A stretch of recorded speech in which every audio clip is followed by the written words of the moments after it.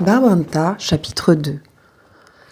Le regard émeraude étincelait de rire et de soleil en regardant les lapereaux se contorsionner comme des enragés dans leur barboteuse de laine. C'est un bon fils, pensa Suze. Sur l'herbe, les 3 bêtes crapahutaient. Ampel avait pris le plus jeune, tacheté de noir par la peau du cou. Tout en tentant de se défaire de l'emprise, l'animal commençait à ôter l'habit. « Laisse-lui donc, géniait Suze, il est si mignon avec ça. Ils se sont protégés dans la laine des moutons. Sa mère est morte alors qu'ils étaient bébés, ils ont besoin de chaleur animale. » « Tu as raison, répondit l'enfant. Mais il fait chaud, tu sais. La chaleur peut être dangereuse pour la santé. Suze ne répondit rien.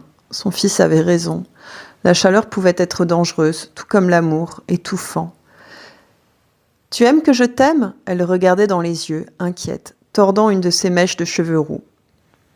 Le garçon se mit alors sur les genoux, enleva le vêtement du lapin noir et la regarda en souriant. « Si tu ne m'aimais pas, maman, eh bien que ferais-tu ? Je ne ferai rien de plus que maintenant. Peut-être que je rirai moins, oui. Moi, je crois que je m'aimerais moins aussi, et que j'aimerais moins ces 3 petites bêtes. Tu dis ça, mais le rire est dans ta nature autant que ta franchise. Et en fait, je sais que tu aimes que je t'aime, car tu es mon fils. » De sa main frêle, elle tentait d'attraper les boucles claires, mais ne touchant que le vide, elle sortit une boîte de sa poche trouée et entreprit d'allumer une cigarette sous le regard triste de son fils. Ce dernier regarda le filet de fumée noire qui s'écoulait de la vallée. « Jusqu'ici, ils viennent et ils nous tuent. » La mère soupira, cracha la fumée qui alla s'élever en parallèle à celle des usines de Barbanta. « Ce qui tue mon fils fait aussi vivre des milliers de personnes. C'est le cycle de la vie, il en va ainsi. On a toujours travaillé avant tout pour notre propre mort, alors un peu plus ou un peu moins, qu'est-ce que ça change ?» Les lapins, harassés de chaleur, s'étaient réfugiés à l'ombre d'un petit sapin. Le vent s'était levé, emportant les volutes de fumée toujours un peu plus loin dans l'espace, devenant une prolongation du mois de Suze qui, par sa main, semblait toucher l'éternité. Et ici, en altitude, crois-moi qu'on est bien protégé de toutes ces horreurs qu'ils prennent en dessous. Parce que ça, tu vois, ça te pourrit un homme en moins de 2. Ce disant, elle pointait du nez les usines.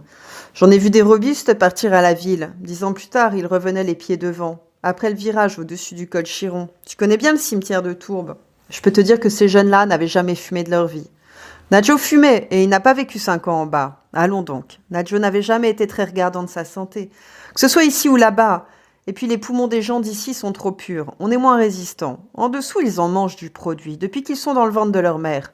Remarque qu'au moins, ils mangent toujours à leur faim. Ampel se mit à rire de nouveau. Il remuait les animaux dans tous les sens. Mais nous, on ne mange pas toujours à notre faim parce qu'on se prend trop d'affection pour ces petits-là. Ah, je ne me souviens pas que tu te sois tant privé. C'est surtout en civet que tu les aimes. Suze souriait, mais son regard translucide se posait de manière triste sur les tréfonds de la vallée.